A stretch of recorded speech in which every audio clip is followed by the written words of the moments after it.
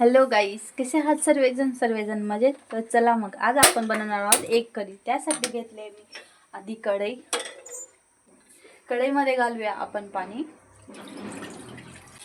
पाण्यात घालूया 4 अंडे.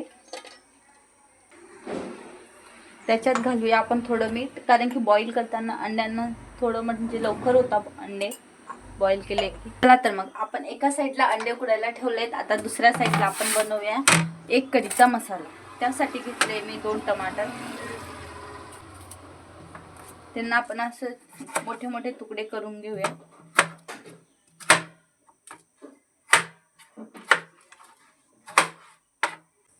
तर आपण पाहू शकतो आपले टमाटर छान मोठे मोठे कट झाले तिथं. आता आपण करूया कांदे कट. कांदेही सेम मोठे मोठे कट करायचे. माझे इथं कांदे कट करून झाले. आता आपण मिक्सरचं भांडं घेऊया. भांडं घेतलंय मी. त्याच्यात घालूया आपण आधी लसूण, लगेच जिरं, लगेच हे टमाटर आणि कांदे. आता आपण याला मिक्सर मध्ये छान बारीक करून घेऊया. तर आपलं इथं मिक्सर मध्ये छान बारीक करून झालंय. आता आपण वळूया अंड्यांकडे. आपले अंडे इथं छान बॉईल झालेत. बॉईल कसे झालेत ओळखायचं जर असेल तर अंड्यांना आहे ना तळा पडून जा. थांबा मी तुम्हाला काढून दाखवते. तर हे पहा, हा जो तडा आहे म्हणजे अंडे बॉईल झाले छान. आता आपण यांना गार पाण्यामध्ये टाकूया. चला तर गाईस, आता आपण भाजीकडे वळूया. आता आपण करूया अंडे फ्राय. आधी छान पैकी अंडे फ्राय करण्यासाठी घेतलंय मी ऑइल. मध्ये घालूया आपण अंडे. तर आपण पाहू शकतो अंडे फ्राय होत आहे. आता त्याच्यात घालूया थोडीशी लाल चटणी, थोडीशी हळद. याच्याने फ्राय करताना जर आपण टाकलं ना तर टेस्ट छान येतो अंड्यांना. तर आपण पाहू शकतो आपले अंडे फ्राय झाले तिथं. आता आपण यांना काढून घेऊया प्लेटमध्ये. आता आपण या उरलेल्या तेलामध्ये घालूया अजून थोडं तेल. त्या तेलामध्ये घालूया आपण आधी केलेला मसाला.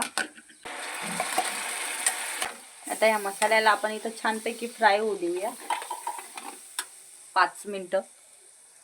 मसाला फ्राय होतोय तोपर्यंत घेऊया आपण 2 चमचे दही. ठीक आहे, त्या दहीमध्ये घालूया आता आपण. तर आपण दहीमध्ये घालूया आता हळद, टेस्टनुसार, लाल मिरची, असा मसाला.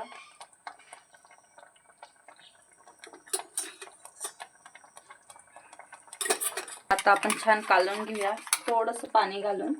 आपलं छान बॅटर बनवून. ठीक आहे, आता आपण वळूया आपल्या मसाल्याकडे फ्राय करायला ठेवलाय त्याच्या. आता मसाल्यात घालूया आपण चवीनुसार मीठ. आपण परत शिजू देऊया. शिजला नाहीये आपला मसाला. आता इथं छानपैकी शिजून झालाय. आता त्याच्यात घालूया आपण हे दहीचं बॅटर.